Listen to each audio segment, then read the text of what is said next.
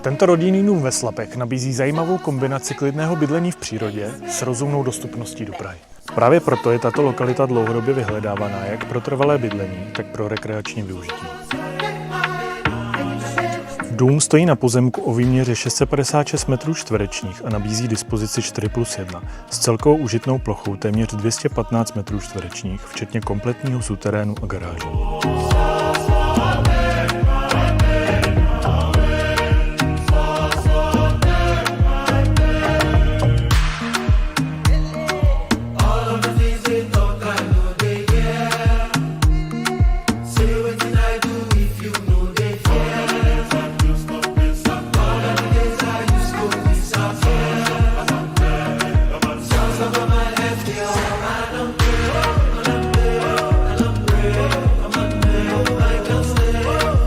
V blízkosti domu najdete základní občanskou vybavenost potřebnou pro každodenní život, jako jsou škola, školka, obchod či restaurace.